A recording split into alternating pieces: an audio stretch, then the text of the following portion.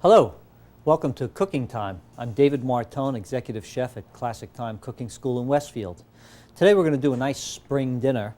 I think about spring food and something what you might not think is light, but I think of wonderful rack of lamb and fresh herbs blooming, and just want to take a nice rack of lamb and put a nice little coating on it. We call it a Provençal coating, which will be a fresh bread coating. So what I'm going to do is start to warm up my saute pan a little bit. I want to mince up some shallot. Shallot is a wonderfully light, fragrant item, kind of a cross between garlic and onion. And when you cut them very fine and you start to saute them, they almost melt. So you do them very, very quickly.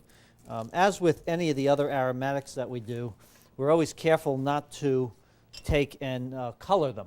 We want to make sure that we don't color the shallots when we saute them, because coloring them will make bitterness in your product, whether it be a sauce or, in this case, will be a stuffing. So I'm just going to mince this up, not too fine, because as I said, we don't want it to completely disintegrate when we start to cut it. I think that's pretty good. Get our pan a little bit warm. Put a little bit of olive oil. Whenever I saute, I use regular olive oil as opposed to my best extra virgin olive oil. This happens to be from Sicily, unfiltered, where some of my family's from, but I use that reserved for drizzling on salads and soups and things. Whenever I'm sauteing, I'm using just a basic, regular, good olive oil, but not the extra virgin. Whenever we're adding things to a pan, we never scrape the knife across the board, because that will actually start to ruin the edge of the knife.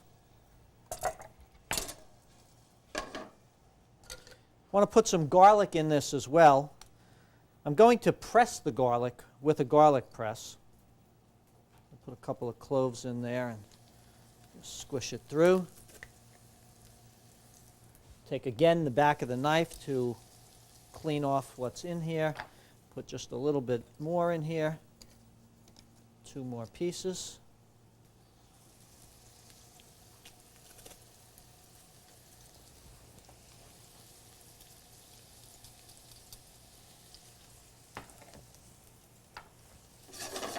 Okay, lowering my flame down a little bit because I want to make sure that I'm not going to, again, start to singe this.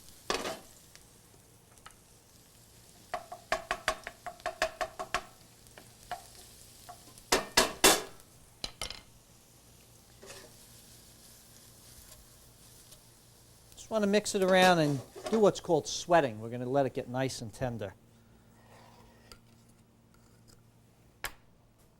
Take a little bit of fresh parsley. Just twist off a piece at the top. Just mince some of that up. I think that will be enough. I'm going to put the parsley in to saute a little bit with the olive oil. It will help to extract some of that wonderful parsley flavor. This is kind of a rustic dish, so we don't need to chop it too fine. I just want to make sure that the pieces are, about 1/4 of an inch in size. I'm just kind of going back and forth in a zigzag pattern, back this way and then this way.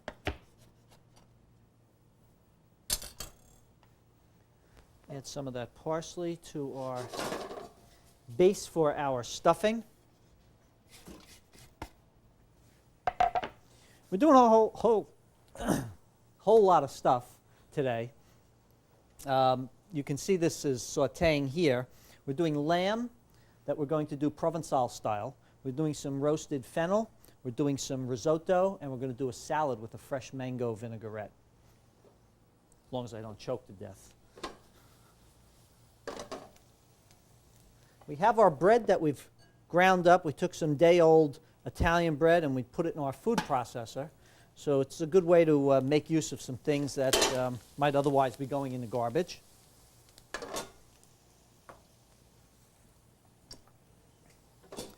Now, as you can see, everything is nice and tender in the pan. We're going to take this and we're going to add it to our bread.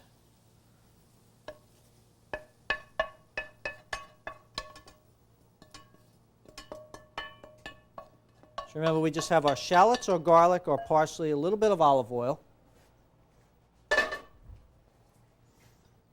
Add a little bit more olive oil to this.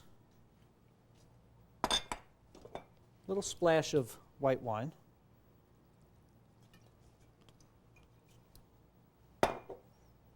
Some fresh cracked pepper.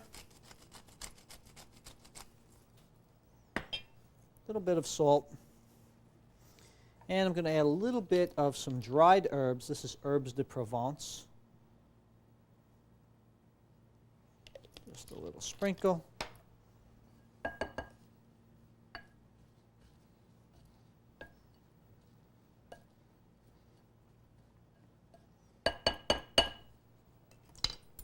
Actually, I think this fork will do a little bit better job.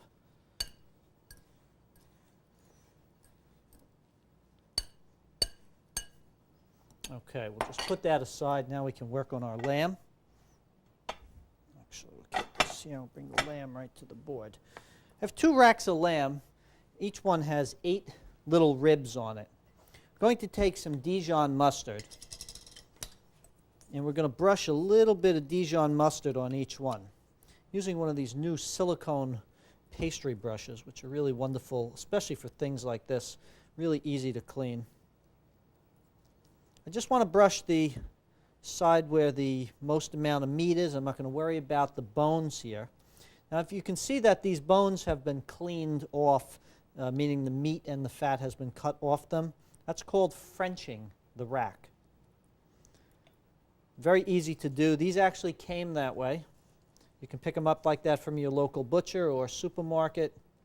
But in case you get them and they're not French, you're simply going to take a paring knife and clean off each little bone with the paring knife, going down each side and then using the back of your knife and scraping off all the meat and the fat. Okay. Now we're going to take our plate back, do our racks of lamb. Let me get our roasting pan.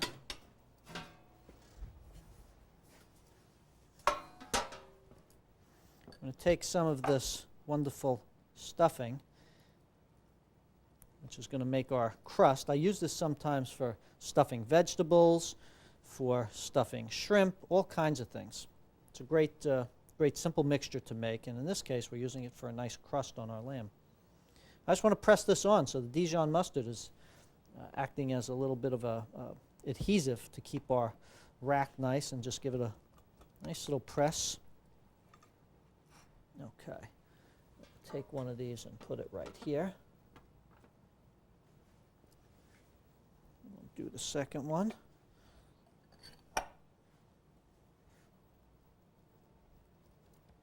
Pretty simple menu to do.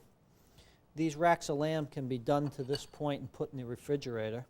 You can even, as long as your crust is cooled down, you can do this, put it in the refrigerator, and actually cook it later in the day, or even do it the following day. Nothing that's in here will really hurt the lamb in any way by being on it overnight.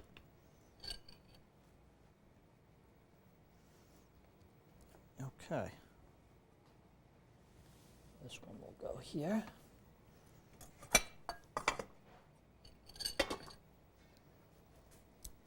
I'll clean up for my hands and board.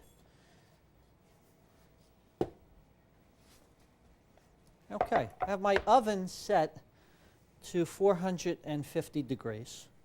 I'm going to put these in now. They should cook for about 20 minutes.